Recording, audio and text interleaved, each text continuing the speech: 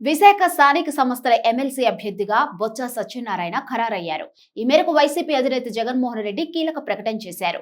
ఇటీవల జరిగిన సార్వత్రిక ఎన్నికల్లో చీపురుపల్లి నియోజకవర్గంలో ఎమ్మెల్యే అభ్యర్థిగా పోటీ చేసిన బొత్స సత్యనారాయణ టీడీపీ నేత మాజీ మంత్రి కళా వెంకట్రావు చేతిలో ఓడిపోయారు. ఈ ఎన్నిక ముగిసి 2 నెలలు కూడా గడవక ముందే మళ్లీ ప్రత్యక్ష ఎన్నికల్లో తలపడుతున్నారు బొత్స. స్థానిక సంస్థల్లో వైసీపీకి సంపూర్ణ బలం ఉండటంతో బొత్సను రంగంలోకి దింపుతున్నారు జగన్. ఇక ఇప్పటికే ఎన్నికల షెడ్యూల్ విడుదల కాగా పలువురు నేతలు ఓటర్లను ప్రసన్నం చేసుకునే పనిలో బిజీగా ఉన్నారు. కూటమి తరపున ఇంకా అభ్యర్థి ఖరారు కాకపోయినా విజయంపై ధీమాగా ఉంది. వైసీపీకి మరోసారి ఓటమి రుచి చూపించాలని కూటమి నేతలు ప్రణాళికలు సిద్ధం చేసుకుంటున్నారు. ఎమ్మెల్సీ ఎన్నికకు ఈ నెల 6న నోటిఫికేషన్ విడుదల కానుంది.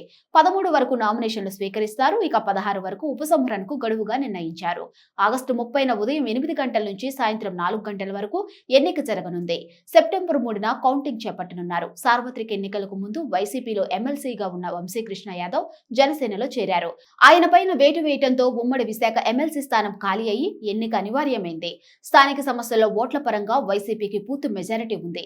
ఈ ఎన్నికల్లో జీవీఎంసీ కార్పొరేటర్లతో పాటు యలమంచిలి, నర్సీపట్నం మున్సిపాలిటీల కౌన్సిలర్లు, జెడ్పీటీసీలు, ఎంపీటీసీలకు ఓటు హక్కు వినియోగించుకునే అవకాశం ఉంది. మొత్తం ఓట్లు 841 ఉండగా అందులో వైసీపీ బలం 615 మంది. ఎన్డీఏ కూటమిలోని టీడీపీ, జనసేన, బీజేపీలకు కేవలం 215 ఓట్లు మాత్రమే ఉన్నాయి. ఇప్పటికే 11 స్థానాలు ఖాళీ అయ్యాయి. ఎమ్మెల్సీ పోలింగ్ లోపు 500 మంది ఓటర్లు కూటమి పార్టీలోకి చేరితే కానీ మెజారిటీ సాధించలేవు. ఇంత తక్కువ సమయంలో అంతమంది ఓటర్లు కూటమి వైపు వెళ్తారా అంటే కాస్త అనుమానించవలసిన విషయమే. కానీ ఎమ్మెల్సీ ఎన్నిక నేపథ్యంలో వలసలపై కూటమి ప్రభుత్వం ఫోకస్ పెట్టింది. ఇప్పటికే జీవీఎంసీలో 12 మంది వైసీపీ కార్పొరేటర్లు పార్టీ ఫిరాయించారు. విశాఖకు చెందిన కార్పొరేటర్లతో పాటుగా పార్టీ నేతలతో జగన్ సమావేశమయ్యారు.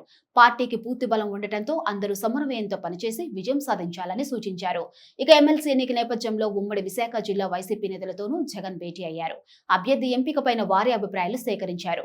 నేతలు వెల్లడించిన అభిప్రాయాల మేరకు బొత్స పేరును అధికారికంగా ఖరారు చేశారు జగన్. ఈ ఎన్నికల్లో గెలుపునకు అవసరమైన ప్రణాళికలు సిద్ధం చేసుకోవాలని ఆదేశించారు.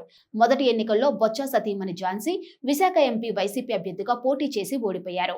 అయినప్పటికీ సంఖ్యాబలం పరంగా గెలిచే అవకాశాలు ఉండటంతో బొత్స అయితేనే కూటమిని ఢీకొట్టగలడని ఆయన్ని రంగంలోకి దింపారు జగన్. దీంతో ఎన్నికల్లో గెలుపును కూటమి, వైసీపీ ప్రతిష్టాత్మకంగా తీసుకున్నాయి. అసెంబ్లీ ఎన్నికల్లో ఓడినా ఎమ్మెల్సీగా గెలవాలనే పట్టుదలతో బొత్స ప్రణాళికలు సిద్ధం చేసుకున్నారు. వైసీపీకి చెందిన కీలక నేతలు, మాజీ మంత్రులు ఇప్పటికే విశాఖలో మకాం వేసి ఓటర్ల ప్రలోభాలకు గురికాకుండా జాగ్రత్త పడుతున్నారు.